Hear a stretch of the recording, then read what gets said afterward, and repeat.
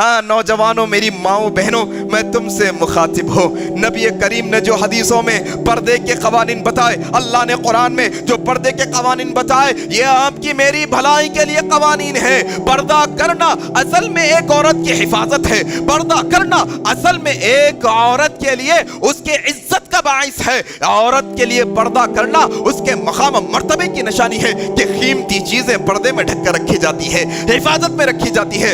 آج دیکھنے میں یہ آ رہا ہے کہ ماڈرنزم کے نام پر، فیمنزم کے نام پر، ماحول کے نام پر، فیشن کے نام پر، ہاں آج ہماری مائیں بہنیں بہکتے بہکتے یہاں تک آ گئی کہ کل تک جو اپنے چہرے کو کور کرنا پسند نہیں کرتی تھی، کیوں پسند نہیں کرتی تھی؟ اولڈ فیشن ہے، کم سے کم چہرہ برقع تو پہن رہے ہیں لیکن چہرہ کھلا رکھا جا رہا ہے۔ میری ماؤں، میری بہنوں، چہرے کا بھی پردہ ہے، اصل تو چہرہ ہے۔ انسان چہرہ دیکھ کر تو پسند کرتا ہے، انسان چہرہ دیکھ کر تو پڑتا ہے، رشتے کے لیے چہرہ دیکھ کر تو پسند کیا جاتا ہے۔ یہی چہرہ کھلا رکھنا فتنے کا باعث ہے۔ میری ماؤں بہنوں، کیا ہو گیا ہے تمہیں کہ آج دیکھنے میں یہ آیا کورونا سے بچنے کے لیے ماسک سے فیس تو ڈھانپا جا رہا ہے لیکن وہ جہنم سے، جہنم کی آگ سے بچنے کے لیے منہ کا پردہ نہیں کیا جا رہا ہے۔ میری ماؤں بہنوں، ہم تمہیں دعوت دیتے ہیں، تمہیں کورونا پکڑ بھی لے گا، تم یہ دنیا میں ایک دفعہ مرو گی لیکن بے پردگی کی زندگی گزارو گی،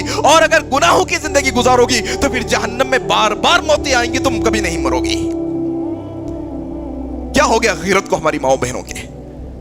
کیا ہو گیا ہماری ماؤں بہنوں کے غیرت کو؟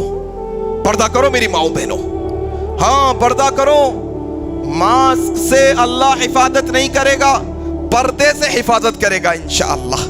ہاں شیطانی نظروں سے، شیطانی چالوں سے، ہاں ہماری ماؤں بہنوں کی حفاظت ہوگی انشاءاللہ۔